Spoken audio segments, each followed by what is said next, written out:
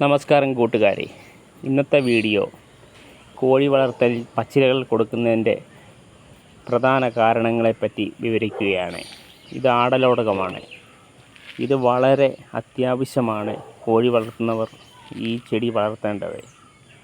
ആടലോടകത്തിൻ്റെ ഇല മാസത്തിൽ 1 തവണ അല്ലെങ്കിൽ 2 തവണ കോഴികൾക്ക് നൽകുന്നത് കോഴികളുടെ ഇമ്മ്യൂണിറ്റി പവർ വർദ്ധിപ്പിക്കുകയും കോഴികൾക്ക് അസുഖങ്ങൾ വരാതിരിക്കുകയും നല്ല ആരോഗ്യത്തോട് കോഴികളെ കാണുന്നതിനും നമ്മൾക്ക് സഹായകരമാണ്.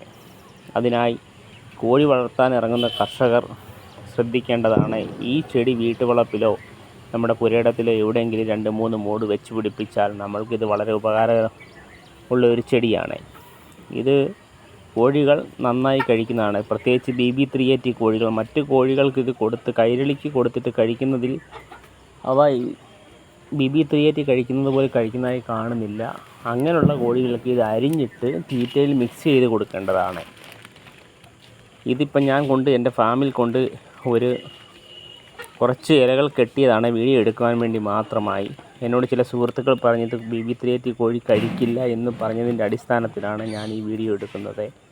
കുറച്ച് ഇലകൾ ഞാൻ എൻ്റെ ഫാമിൽ കെട്ടി. ഇത് കഴിഞ്ഞിട്ട് ഒരു 15 മിനിറ്റ് കഴിഞ്ഞിട്ട് ഞാൻ പിന്നെ എടുത്ത വീഡിയോ തുടർച്ചയായി വന്നുകൊണ്ടിരിക്കും. അപ്പോൾ കാണാൻ കോഴികൾ കഴിച്ചതിൻ്റെ അവശിഷ്ടങ്ങൾ കാണാൻ സാധിക്കുന്നതാണ്. പിന്നെ വീട്ടുവളപ്പിൽ നമ്മൾ നട്ട് വളർത്തുന്ന പച്ചക്കറികൾ, അതിൻ്റെ പച്ചക്കറികൾ നമ്മൾ ഹാർവെസ്റ്റ് ചെയ്തതിന് ശേഷം നമ്മൾക്ക് ബാലൻസ് വരുന്ന ഇലകളും കാര്യങ്ങളുമൊക്കെ നമ്മൾ ചെടി നശിപ്പിച്ച് കളയുന്ന സമയത്ത് അല്ലെങ്കിൽ ഇതിൻ്റെ മൂത്ത ഇലകൾ എല്ലാം കട്ട് ചെയ്ത് നമ്മുടെ കോഴികൾക്ക് നൽകാവുന്നതാണ്. അത് ജൈവ കീടനാശിനികളെ ഉപയോഗിക്കാവൂ. അല്ലാതുള്ള കീടനാശിനികൾ ഉപയോഗിക്കുന്നത് കോഴിക്ക് കൊടുക്കാൻ പാടില്ല. അത് പ്രത്യേകം പറയുന്നു. അതുപോലെ നമുക്ക് വളർത്താൻ പറ്റിയ ഏറ്റവും നല്ല ഒരു സപ്ലിമെൻ്റ് എന്ന് വേണേൽ പറയാം, ഓമയുടെ ഇല കോഴിക്ക് നൽകുന്നത് ഏറ്റവും നല്ലതാണ്. ആഴ്ചയിൽ 2-3 പ്രാവശ്യം ഓമയുടെ ഇല എത്രയും കൊടുക്കാം അത്രയും നല്ലതാണ്. കോഴിയുടെ മുട്ടയുടെ ക്വാളിറ്റിയിൽ വളരെ വ്യത്യാസം കാണുന്നതാണ്. ഉദാഹരണത്തിന് നമ്മൾ ഒരു കോഴിക്ക് ഓമയില നമ്മൾ കൊടുത്തു നോക്കൂ. ഒരു 3-4 ദിവസത്തിന് ശേഷം അതിലിടുന്ന മുട്ട നമ്മൾ കഴിച്ചു നോക്കുക. അതിൻ്റെ ടേസ്റ്റ് വ്യത്യാസം നമുക്ക് മനസ്സിലാകും.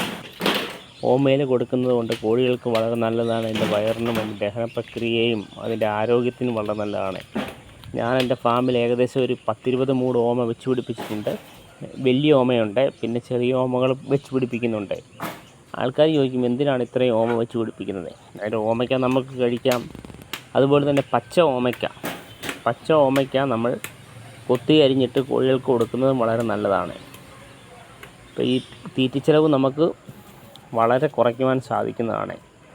നമ്മൾ മുട്ടയിടാറായ ഒരു കോഴിക്ക് 100 ഗ്രാം 110 ഗ്രാം തീറ്റ കൊടുക്കുമ്പോൾ അതിനകത്തിലെ 100 ഗ്രാം നമുക്ക് ലെയർ മാഷ് കൊടുക്കേണ്ടത് അത്യാവശ്യമാണ്. ബാക്കി വരുന്ന 10 ഗ്രാം 20 ഗ്രാം തീറ്റ നമ്മൾക്ക് ഈ പച്ചിലകൾ വർഗ്ഗങ്ങൾ കൊടുത്ത് നമ്മൾക്കതിനെ ഒരു പരിധി വരെ തീറ്റ ചിലവ് കുറയ്ക്കുവാൻ സാധിക്കുന്നതാണ്. കോഴിയുടെ ആരോഗ്യം സംരക്ഷിക്കാൻ സാധിക്കും.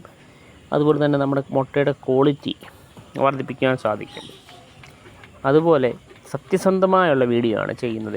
നമസ്കാരം കൂട്ടുകാർക്ക് കൊടുക്കാൻ പറ്റില്ല എന്നൊക്കെ പല ആൾക്കാരും ഇങ്ങനെയുള്ള കമൻറ്റുകൾ പറഞ്ഞിട്ടുണ്ട്. ഇന്നത്തെ വീഡിയോ ഇന്നലെ ഞങ്ങൾ ചെയ്യുന്നതാണ്. എനിക്ക് മുട്ടയുടെ പെർസെൻറ്റേജും വളരെ കൂടുതലാണ്. കോഴികൾക്ക് ഒരു 90% നമ്മൾ ഇന്നലെ സംസാരിച്ചത്. മുട്ട ഉത്പാദനം എൻ്റെ ഫാമിലുണ്ടായിട്ടുണ്ട്. ചെയ്യുന്നത് വീഡിയോ സത്യസന്ധമായി ചെയ്യുന്നത്. അത് ആർക്കെങ്കിലും കഴിയുകയില്ല എന്ന് ആൾക്കാർ നമ്മുടെ വീഡിയോ ഇഷ്ടമാവുകയാണെങ്കിൽ നമ്മുടെ വീഡിയോ സബ്സ്ക്രൈബ് ചെയ്യുക, ഈ വീഡിയോ ലൈക്ക് ചെയ്യുക.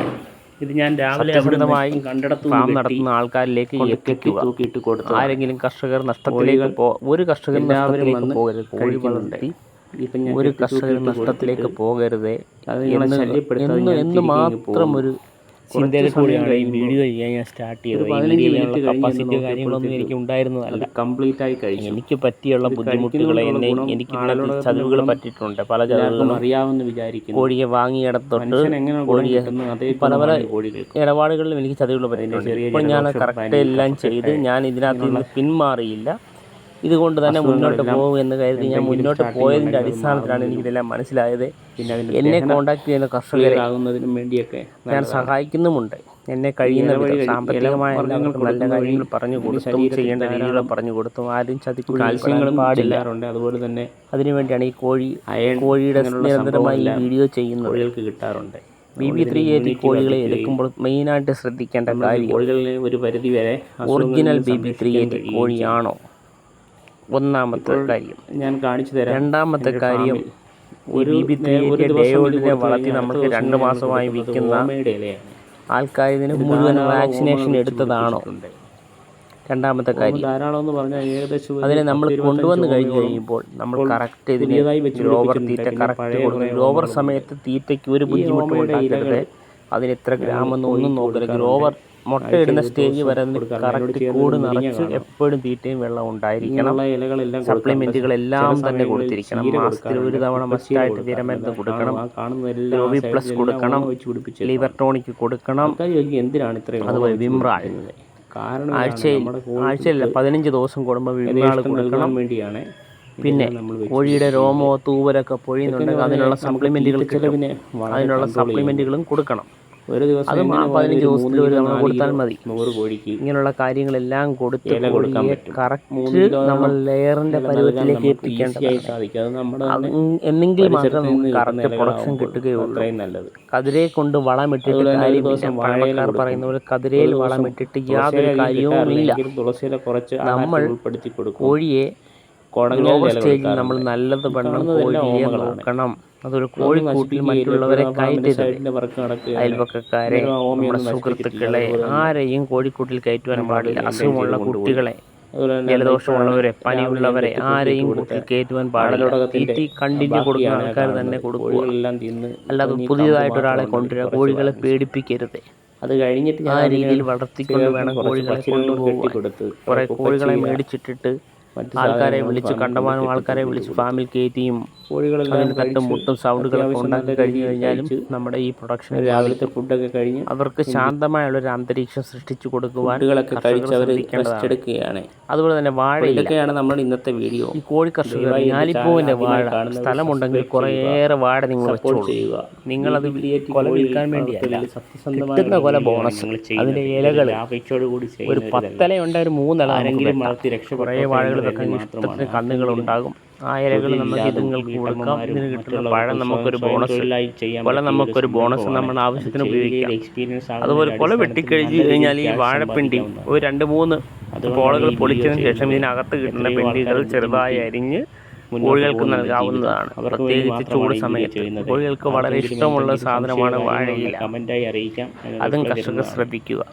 അപ്പോൾ കോഴി വളർത്തൽ ഒരിക്കലും നഷ്ടമല്ല, ലാഭം തന്നെയാണ്. 100% നോക്കേണ്ട പോലെ നോക്കിയാൽ ലാഭമാണ്. കോഴി വളർത്തി മാത്രം ജീവിക്കാൻ മറ്റ് ജോലിക്ക് പോകേണ്ട ആവശ്യമില്ല. നമ്മുടെ കേരളത്തിൽ മുട്ടയുടെ എത്ര മുട്ടയുണ്ടെങ്കിലും നമ്മുടെ കേരളത്തിൽ വിറ്റഴിക്കാൻ സാധിക്കുന്നതാണ്. കോഴി വളർത്തലിൽ ഇതിന് ഒത്തിരി ജനങ്ങളില്ല. അത് മനസ്സിലാക്കുക കർഷകർ. നമ്മൾ